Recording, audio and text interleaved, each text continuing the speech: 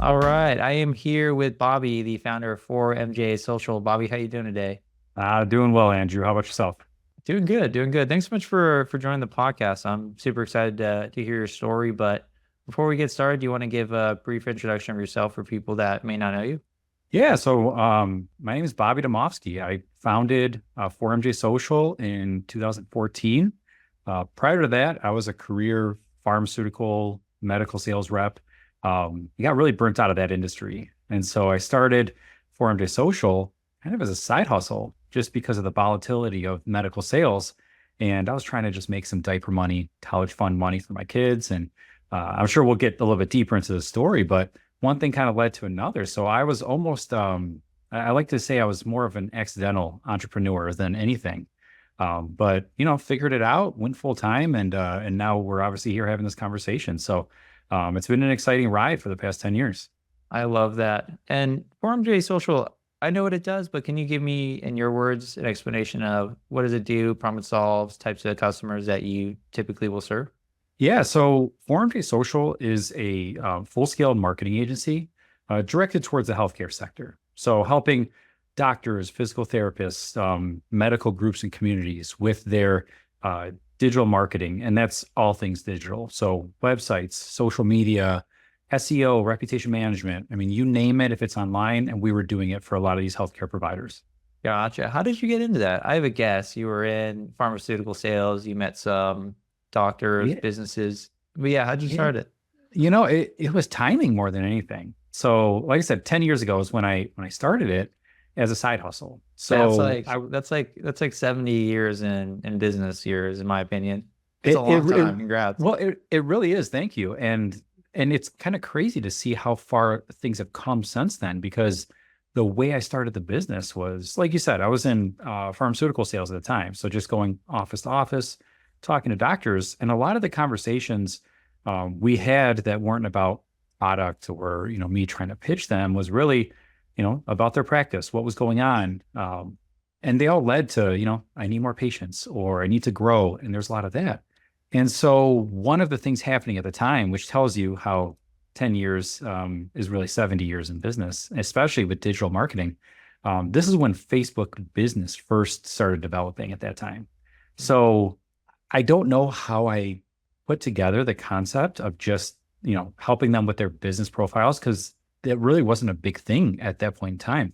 But that was my offer was, hey, I'll just create this Facebook business page for you. I'll post a couple times a week, and you can pay me a couple $100 a month, and it's a little side money. And that's really all that it started off as. As time went on, I had one referral that led to the next, and I had a few healthy clients.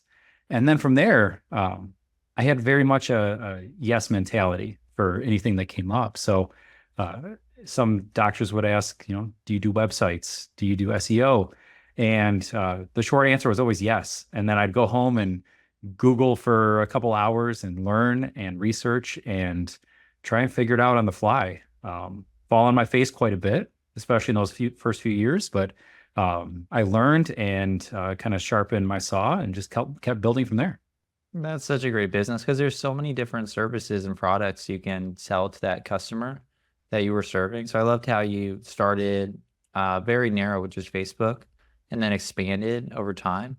When you were first starting out, what was the hardest part with customer acquisition? Was it getting a hold of the doctors? Was it um, convincing them that digital is a way to grow their business? What was like some challenges you had to initially grow the business?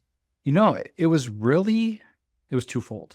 So the first side of things, like you had mentioned, was just getting in front of them, which came a little bit easier for me because I already had access points through my full-time job. But particularly in medical versus just small, medium-sized business, finding decision makers is much tougher. Office managers and front desk staff, people at these medical practices are trained to keep sales Yeah, reps and people away I've a lot of done times. cold calling. I am very familiar with the gatekeeper, and they do not want you to get through.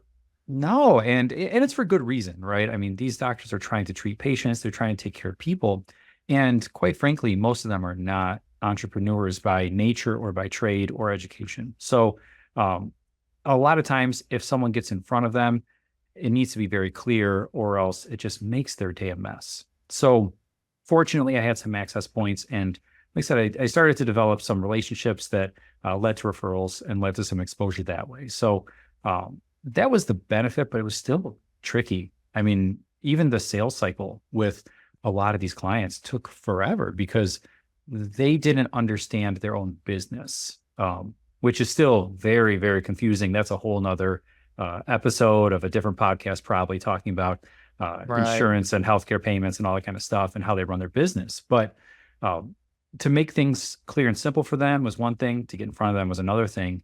And really just getting them to understand the value.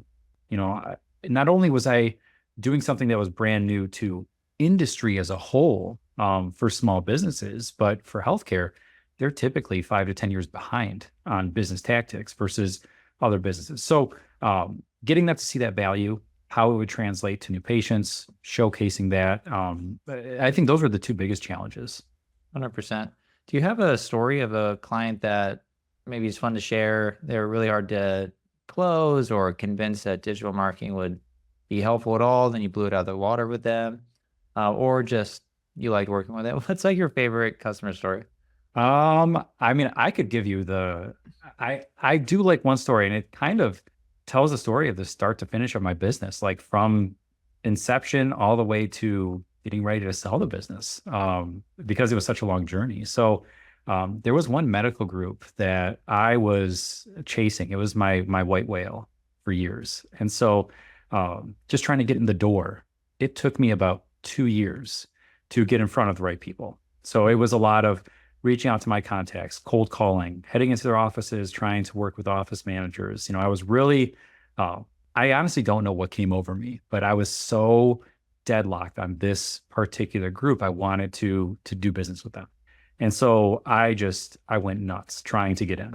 So it took me about 2 years to get the first meeting set. And that was just with one of the doctors. Then the doctor kind of recommended me up to some of the executive level team, and then a third meeting with the CEO. So all of that in itself took probably another year.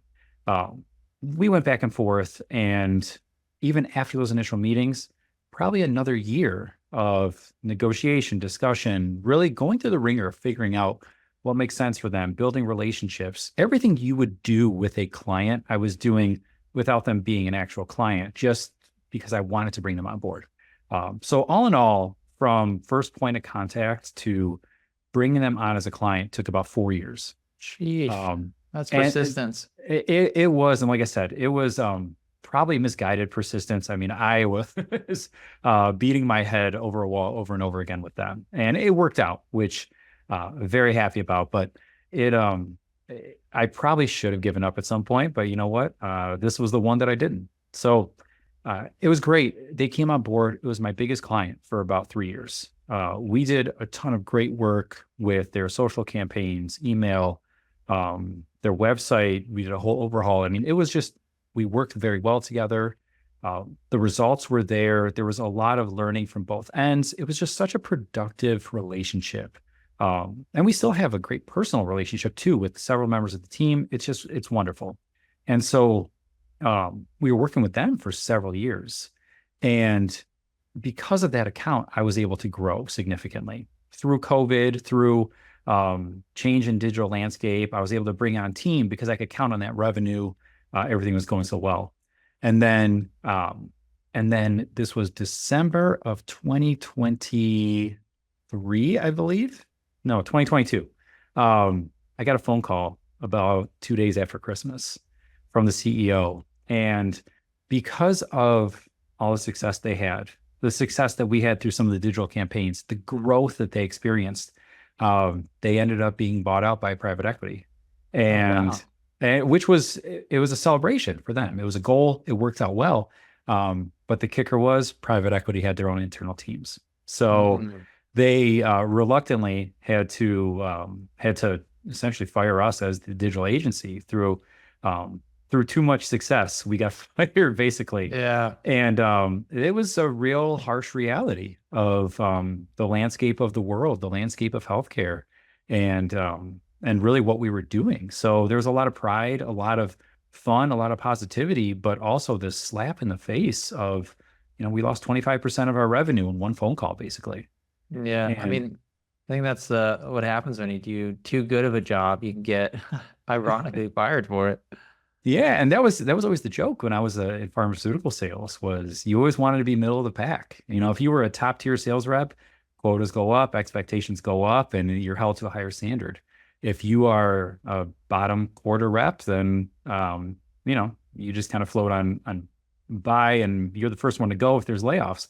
If you're stuck in the middle, it was always a positive thing to us Yeah, on the ground floor. But I didn't think it would be like that when it came to running my own agency. And like I said, the reality of it was private equity is growing, especially in the healthcare sector. Mergers, acquisitions are happening daily at this point, and it's a changing landscape. On top of that, digital marketing changes constantly.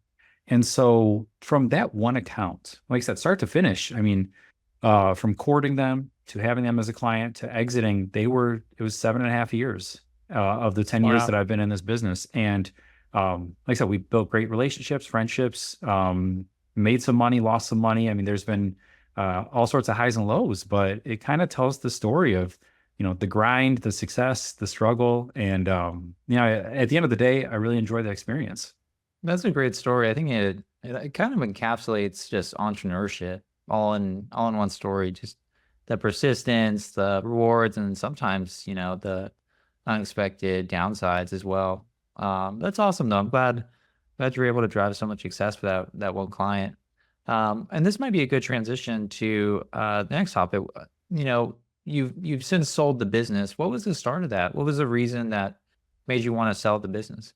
So there's a few factors. I'll start with the big one. The biggest factor, which again, another conversation for another podcast, I'm sure, but had some family health issues going on. And so my focus wasn't quite there as it had been previously. So I had other responsibilities to take care of. But part of that was I could not continue to grow the business myself. And so I really had two options. One was bring on more help, more staff, team. I had a very lean operation going. And I liked that because it allowed me to be involved. It allowed, customer stickiness to be high. But once I was pulled away a little bit, it caused a bit of a bottleneck with what we were doing. So it was either bring on more team or sell. And those were the two options. And I had to take the emotion out of all of it. And I looked at the numbers. And the reality was, if I brought on more team, more staff, then I was either going to just obviously lose money myself out of my paycheck because it'd be going towards other people. And to make up for that lost dollar amount, I would have to grow pretty significantly because of the way that I had things structured.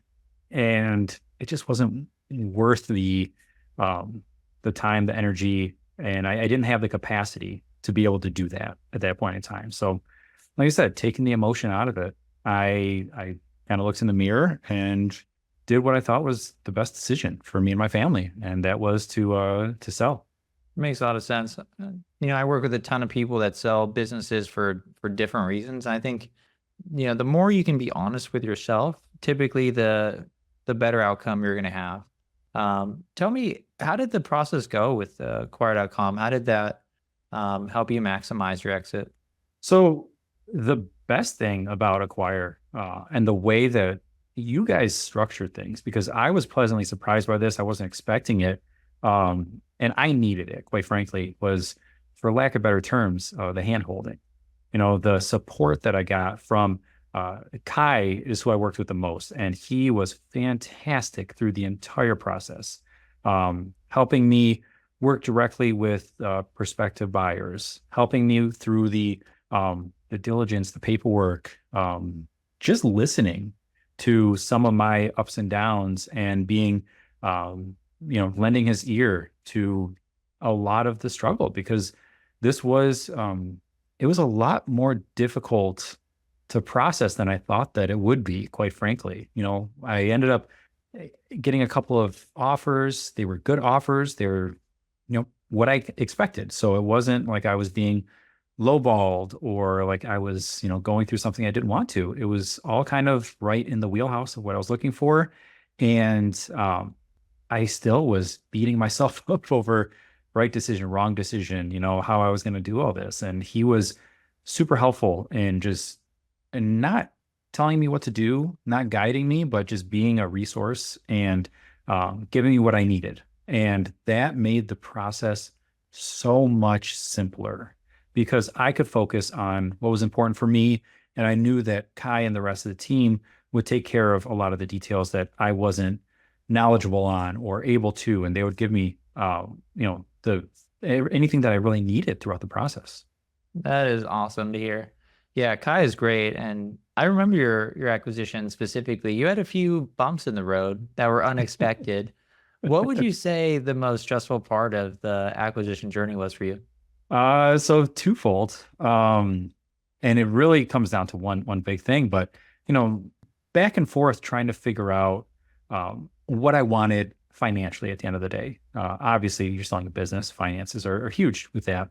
And so figuring out exactly how I wanted it structured, what was important to me, that took some time to really iron that out. And Kai helped me out and we figured it out. And when I got the LOI from the buyers that ended up purchasing the business, checked every box, right? We got the upfront that I was looking for. Terms were great. Like everybody was happy. And as you know, and you were alluding to before, the biggest issue that popped up was in the 23rd hour, the financial company that was going to be fronting the loan for the buyer backed out of the deal. And so we went from everybody's ready to go the next day. We had escrow set up, we were ready to roll, and now there's no financing anymore.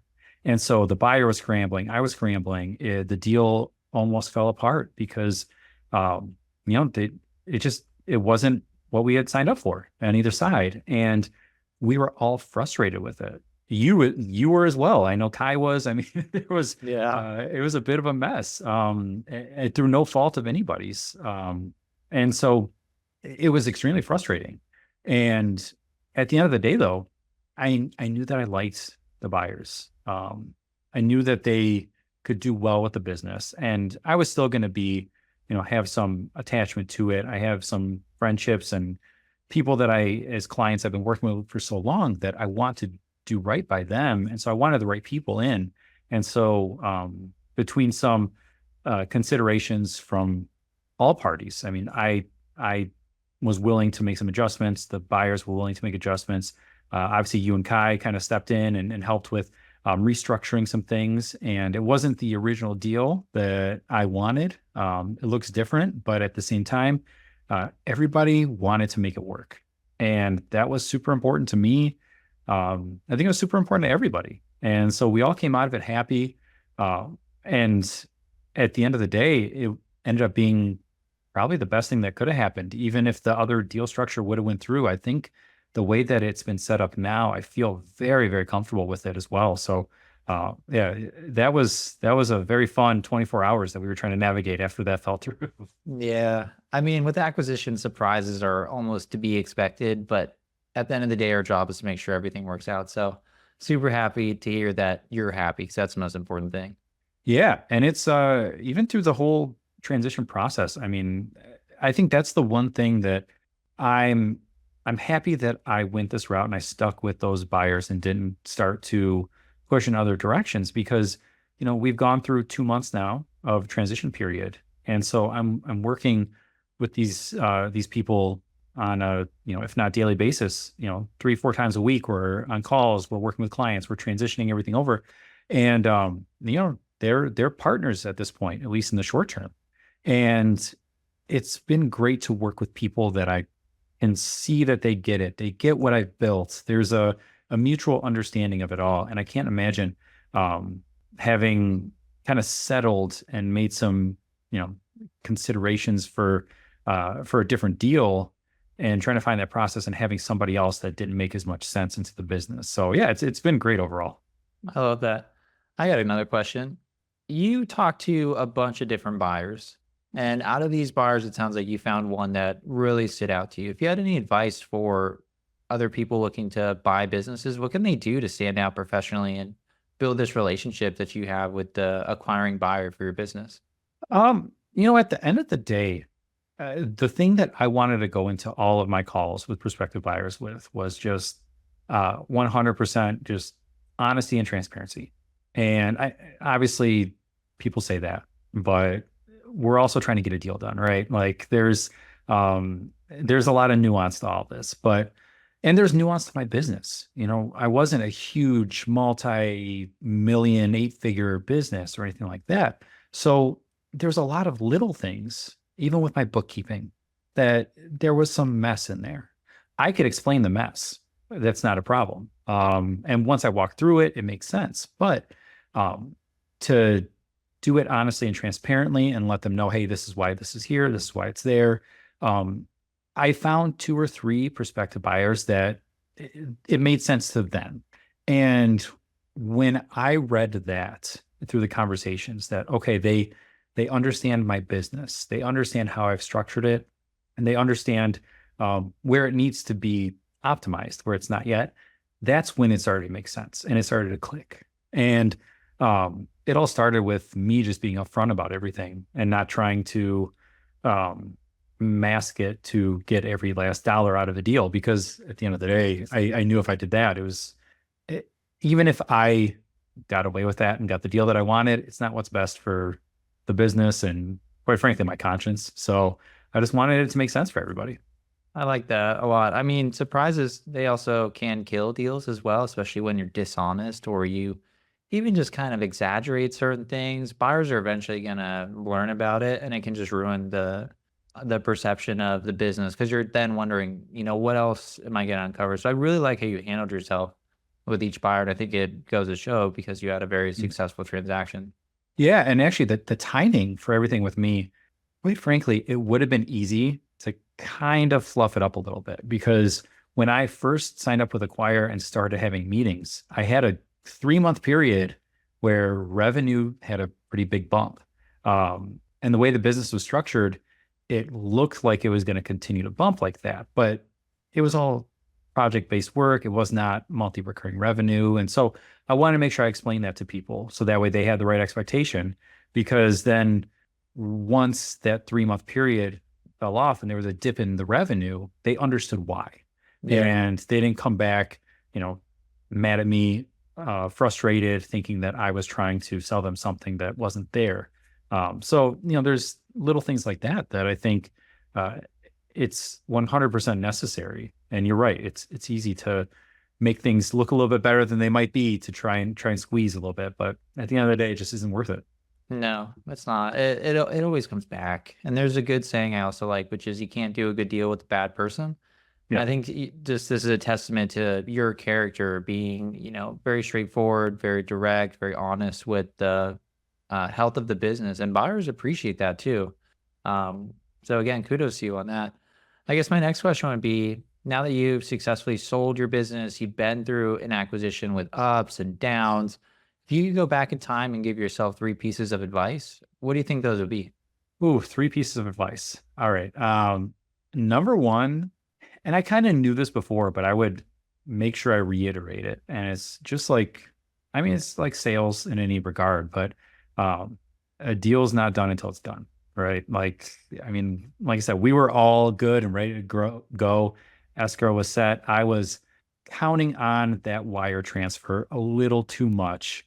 And when it didn't happen that day, it was a blow. And, we had gotten 99% of the way there. And again, by circumstances outside of our control, that's just kind of what happened. And so just reminding myself that, hey, it's not done until it's done. I think that's super important. Number 2, I think something I was a little slow to was figuring out the structure of the deal that I wanted and being honest with myself about it, because I wanted it to be attractive to buyers. So I wanted it to be flexible, and I was, genuinely open-minded into the deal. But at the same time, I wish I would have put some parameters on it for myself. A minimum of X amount upfront. Here's my maximum length term on seller financing. I wish I would have been a little clearer with what I actually wanted, because I wasn't 100% sure. If I probably examined it a little more thoroughly, maybe if I had another conversation or two with Ky about it, he could have helped me figure that out as well. But I wanted to be attractive to buyers when really I needed to make it work for me as well. So I wish I would have had at least more of a ballpark in terms of those minimums in my expectations. And then I think the third piece that I would give is really talk to everybody. I mean, I was up for talking to everybody until the conversation started, and then it got a bit exhausting because you're having the same conversation over and over. I mean, for me, there was a couple week period there where it was, several times a day, 3-4 days a week. And it beats you up a little bit, but it's worth it to keep having those conversations and meeting new people. You don't know who the right ones are going to be. And so just being open and willing to have those conversations and work through it. I think I probably could have had a little bit better of a perspective on that after that initial burnout period. But all in all, it ended up working out for me. I love that last piece of advice, because selling your business it's a sales job. So the more people you can talk to, the more feedback you can get, the more interested buyers you can create, more interested buyers, more potential offers, the better chance you have at really maximizing your exit. So I'm glad you were able to do that. It is exhausting though. Yeah. Well, Bobby, what's next for you? What are you working on? You taking a break? You starting a new business? What's next for you? I've got a little bit of a break lined up right now. Like I said, we're wrapping up the formal transition. I'm still going to be doing a little consulting with the company. So that's in my back pocket here, but take a little bit of a break for the remainder of the calendar year. As I structure some things, I'll be doing some independent medical distribution and sales work starting in the new year. And it's more of a short-term plan. So I'm planning on doing that for about a year or two as I work on the bigger picture.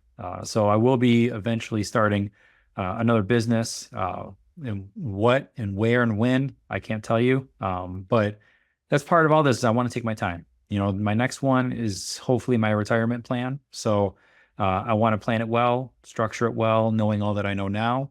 Hopefully build it for another 10 years. Hopefully sell it on Acquire again, and then sail off to the sunset.